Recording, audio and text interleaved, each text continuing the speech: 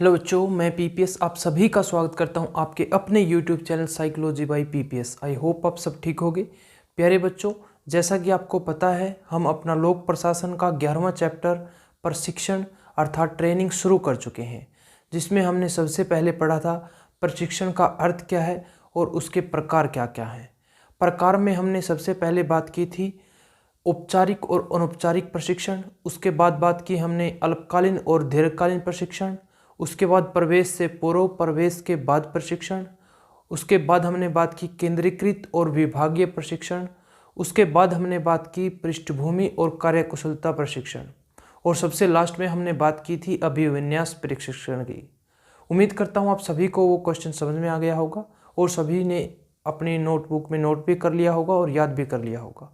प्यारे बच्चों, इसी लेसन को हम आगे बढ़ाते हुए चलते हैं और आज का हमारा क्वेश्चन है प्रशिक्षण का जो मुख्य उद्देश्य क्या होता है। जी हाँ, प्रशिक्षण के उद्देश्य के बारे में हम आज बात करेंगे।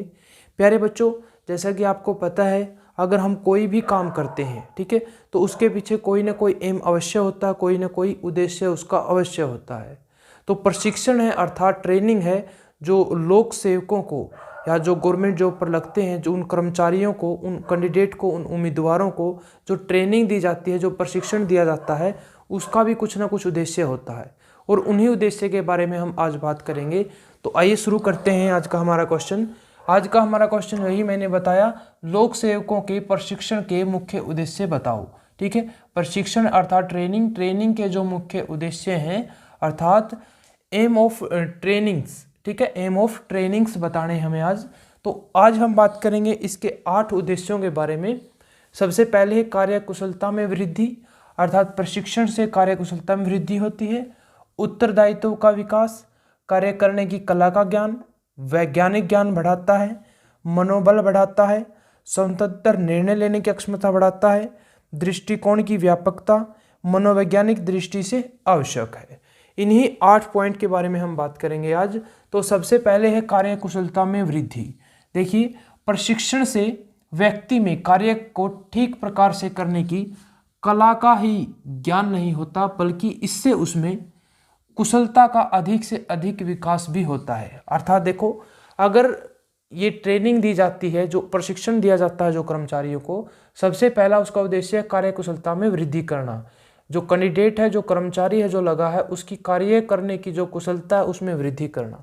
देखिए, जैसा कि इस लाइन में कहा गया है, वह कला का ही ज्ञान नहीं होता, वह प्रशिक्षण के द्वारा कला का ज्ञान नहीं होता, बल्कि उसमें क्या होता है, कुशलता अधिक से अधिक विकास होती है। ठीक है, उसमें जो कैंडिडेट है उसमें कला के ज्ञान के साथ साथ उसमें कुशलता का भी विकास होता है, अर्थात वो अपने काम को बड़े अच्छे ढंग से कर सकता है। आफ्टर ट्रेनिंग के बाद वो अपने जो कार्य करने की जो उसकी जो कुशलता है ना, उसमें विकास होगा। ठीक है, नेक्स्ट है उत्तरदायित्व का विकास। उत्तरदायित्व मतलब रिस्पॉन्सिबिलिटी। ठीक है, ट्रेनिंग से पहले जब कर्मचारी होता है तो उसमें जिम्मेदारी है। उत्तरदायित्व अर्थात जिम्मेदारी या रिस्पॉन्सिबिलिटी, इसकी भावना का विकास जरूरी नहीं भी हो। ठीक है ना, सभी में जिम्मेवारी की जो भावना है वो नहीं होती और इसी भावना को विकसित करना है किसका उद्देश्य, प्रशिक्षण का। देखिए, पढ़ते हैं इसमें, उत्तरदायित्व का विकास। लोक सेवकों में प्रशिक्षण एक ऐसी भावना को परिलक्षित करता है जिसके द्वारा लोक सेवकों के मन में स्पष्ट रूप से सजग उत्तरदायित्व की भावना विकसित होती है। ठीक है, रिस्पॉन्सिबिलिटी की भावना का क्या होता है, विकास होता है। किससे, ट्रेनिंग से। इस उत्तरदायित्व की अनुभूति अर्थात अनुभूति को बोल सकते हैं फील। ठीक है, तो इस जो रिस्पॉन्सिबिलिटी की जो फीलिंग है उसके कारण लोक सेवकों का स्वरूप भी उत्तरदायित्व से पूर्ण हो जाता है। यहाँ पर है उत्तरदायित्व से पूर्ण हो जाता है, अर्थात ट्रेनिंग से क्या है, उसको अपनी जिम्मेदारी समझ में आती है, उसकी जो जिम्मेदारी की जो रिस्पॉन्सिबिलिटी की जो फीलिंग है, जो अनुभूति है, उसको फील करता है और उसको पूरा करने की कोशिश करता है। ठीक है, उसको रिस्पॉन्सिबल बनाया जाता है किसके द्वारा, ट्रेनिंग के दौरान। ठीक है, ट्रेनिंग के द्वारा। उसके बाद है कार्य करने की कला का ज्ञान। कार्य करने की कला का ज्ञान। देखिए, बड़ा इजी सा क्वेश्चन है ये। प्रशिक्षण का उद्देश्य सही रूप में एक प्रकार के कार्य को करने की जिज्ञासा और मनोवृत्ति को सबल करना है। क्या करना है, कार्य को करने की जिज्ञासा और मनोवृत्ति को सबल करना है, मजबूत करना है। प्रशिक्षण उस कला को सीखने तथा ग्रहण करने के अवसर देता है। ट्रेनिंग क्या करती है? प्रशिक्षण क्या देता है? प्रशिक्षण उस कला को सीखने के और ग्रहण करने के अवसर देता है, ठीक है, जिससे किसी कार्य को पूर्ण करने का अवसर प्राप्त होता है, ठीक है। तो ये था इसका प्रशिक्षण का जो तीसरा उद्देश्य था, कार्य करने की कला का ज्ञान। उसके बाद है चौथा पॉइंट है जो वैज्ञानिक ज्ञान बढ़ाता है। प्रशिक्षण से क्या होता है? कैंडिडेट है, जो कर्मचारी है, उसके वैज्ञानिक ज्ञान में वृद्धि होती है। कैसे? देखिए, प्रत्येक कार्य को सामान्य और साधारण नागरिक के रूप में करने का अभिप्राय यह नहीं है कि कार्य कुशलता के साथ संपन्न हो गया। इसमें क्या कह रहा है भाई, अगर कोई नॉर्मल पर्सन, सामान्य या साधारण नागरिक, सिटीजन, कोई सामान्य व्यक्ति अगर किसी काम को करता है तो इसका मतलब ये नहीं है कि वो कुशलता के साथ काम हुआ है, ठीक है। उसने काम पूरा अवश्य कर दिया है, लेकिन ये नहीं कह सकते भाई उसने कुशलता के साथ संपन्न किया है। कैसे? देखिए, इसका अभिप्राय यह है कि कार्य जिस प्रक्रिया से में संपन्न हुआ है, जिस प्रक्रिया से संपन्न होना चाहिए, उसमें किसी प्रकार का विरोध अथवा गतिरोध उत्पन्न नहीं होना चाहिए। क्या है?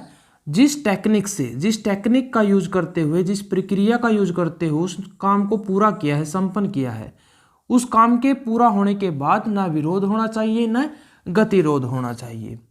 वह प्रक्रिया संबंधी ज्ञान, अर्थात वो टेक्निक है जो काम करने का जो तरीका है, उसका ज्ञान उसमें वैज्ञानिक प्रतिभा का विकास करता है, जिससे कि हर वस्तु और विषय की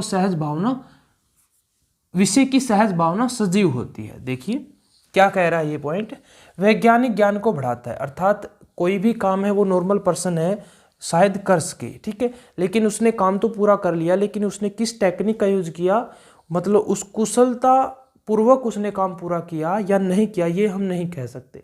और ट्रेनिंग का उद्देश्य ये है भाई, जो कर्मचारी है, जो कैंडिडेट है, जो जॉब पर लगा है, उसको कुशलता से पूर्ण बनाना, उसे टेक्निक का ज्ञान देना, उसे तकनीकी या टेक्निक अर्थात प्रक्रिया का ज्ञान देना, ताकि वो काम को अच्छी टेक्निक का यूज करके, अच्छे तरीके का यूज करके उसको पूरा कर सके, ताकि बाद में उस पर कोई विरोध न हो, कोई गतिरोध न हो, ठीक है। तो ये था वैज्ञानिक ज्ञान को बढ़ाता है, ठीक है, मतलब कम समय में और अच्छे से किसी काम को किस प्रकार पूरा करना है वो सिखाएंगे ट्रेनिंग में, ठीक है। उसके बाद है मनोबल बढ़ाता है, अर्थात कॉन्फिडेंस को बढ़ाता है। देखिए, प्रशिक्षण प्रत्येक लोक सेवकों के मन में केवल एक ही जिज्ञासा को ही उत्पन्न नहीं करता, बल्कि उसे इस रूप में शांत भी करता है जिससे कि उसे साहसपूर्वक संपन्न करने की भावना जागृत होती है। अर्थात उसमें क्या हो जाता है? कॉन्फिडेंस पैदा हो जाता है। क्या हो जाता है? कैंडिडेट में कॉन्फिडेंस पैदा हो जाता है। यह स्वाभाविक रूप से मनोबल को बढ़ाता है तथा एक नई भावना को, जिसमें विश्वास की अनुभूति होती है, जागृत और विकसित करता है। प्रशिक्षण से क्या होगा? कर्मचारी के मन में कॉन्फिडेंस आएगा, और कॉन्फिडेंस से क्या होगा? उसे विश्वास होगा वह वो किसी भी कार्य को बड़े अच्छे से कर सकता है, ठीक है। उसमें कॉन्फिडेंस आएगा, और कॉन्फिडेंस आएगा तो क्या होगा? उसे खुद पर विश्वास होगा कि मतलब जो कार्य उसे दिया गया है या जिस जॉब पर वो लगा है, उस जॉब को अच्छे से कर पाएगा, ठीक है। तो मनोबल को बढ़ाना भी क्या है? प्रशिक्षण का उद्देश्य है। उसके बाद है स्वतंत्र निर्णय। स्वतंत्र निर्णय में देखिए क्या है, प्रशिक्षण से दृष्टिकोण की व्यापकता का संबंध इतने निकट रूप से संबंध है। क्या?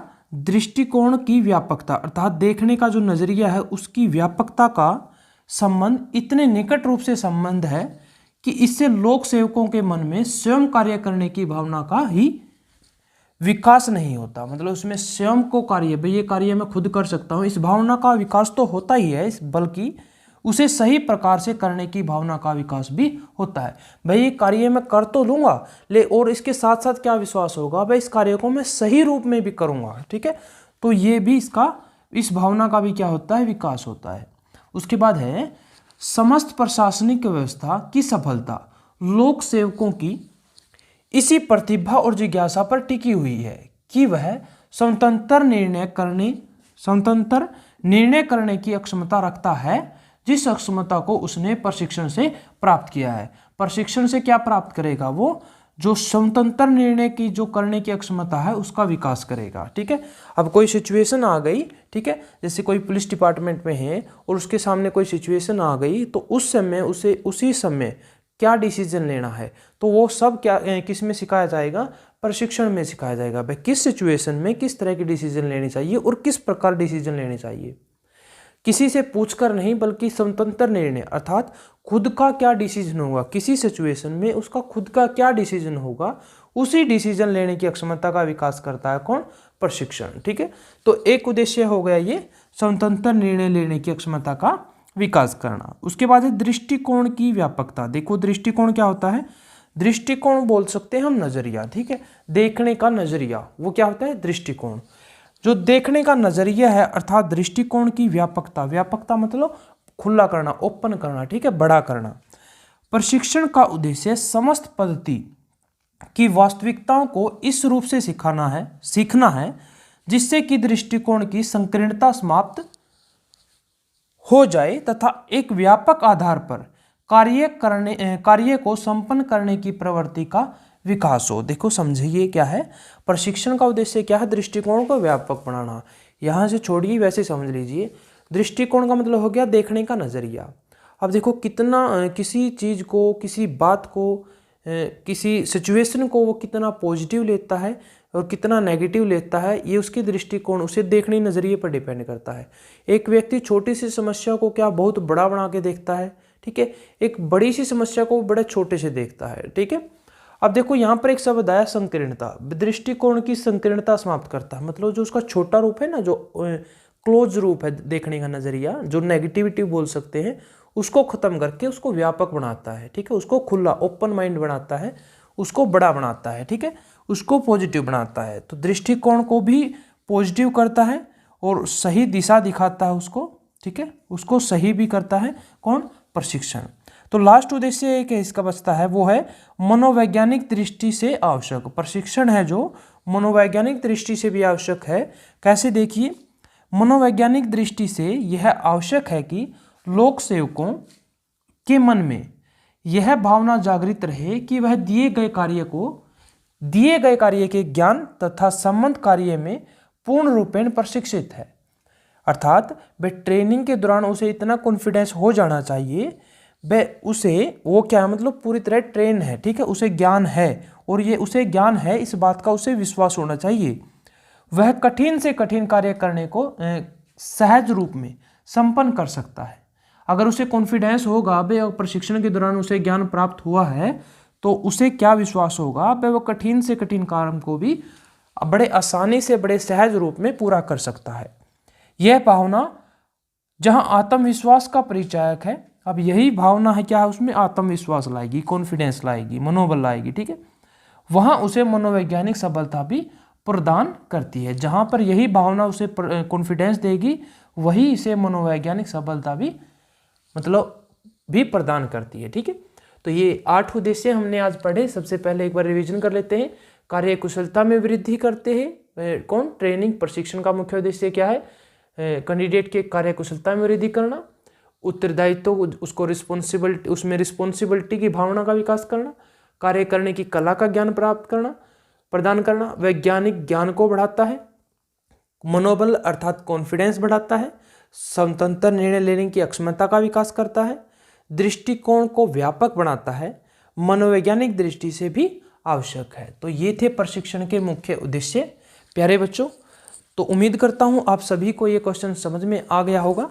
तो सबसे पहले आप स्क्रीनशॉट ले लीजिए, और स्क्रीनशॉट लेने के बाद इसको नोट कर लीजिए अपनी नोटबुक में। और उसके बाद प्यारे बच्चों मैं बता दूं आपको, तो यहाँ से 2 क्वेश्चन हो चुके हैं, और इस लेसन से जैसा कि आपको पता है बड़ा प्रश्न नहीं आता। आपसे क्वेश्चन क्या पूछेगा, आपसे क्वेश्चन यहाँ से 4 नंबर का क्वेश्चन आता है। आपसे पूछेगा भाई प्रशिक्षण के कोई 4 उद्देश्य लिखिए। ठीक है, कम से कम 8 में से 5 उद्देश्य सभी को याद होने चाहिए। कोई से भी कर सकते हो आप 5 जो आपको ईजी लगे। 8 ना हो कोई बात नहीं, लेकिन 5 कम से कम इनके उद्देश्य याद होने चाहिए, क्योंकि यहाँ से क्वेश्चन आएगा जो 8 नंबर का नहीं 4 नंबर का आएगा।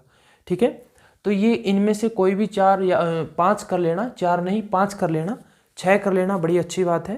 तो और अगर आपको किसी प्रकार की समस्या आ रही है तो ज़रूर बताएं प्यारे बच्चों। व्हाट्सएप से मैसेज कर सकते हो, आप टेलीग्राम से पूछ सकते हो, या सीधे मुझसे कॉल भी कर सकते हो अगर आपको कोई समस्या है। इसके बाद जैसे ही हमारा सिलेबस पूरा होगा हम आपको कोशिश करेंगे ऑप्शन टाइप भी आपको करवाएं। और जैसे ही आपके एग्ज़ाम का पैटर्न आता है, आपके एग्ज़ाम का जो पेपर है उसका पैटर्न आता है बोर्ड की तरफ से कोई नोटिस, तो उसके हिसाब से मैं फिर अलग से बताऊंगा आपको किस प्रकार तैयारी करनी है। तब तक आप जिस प्रकार मैं करवा रहा हूँ उसी तरह करते रहिए। हाँ, इस बात का ध्यान रहे, ऐसे टाइप करने के साथ साथ आपको अति लघु, ऑप्शन टाइप और वस्तुनिष्ठ प्रश्न करते रहना है, और एक साथ में लघु उत्तरीय।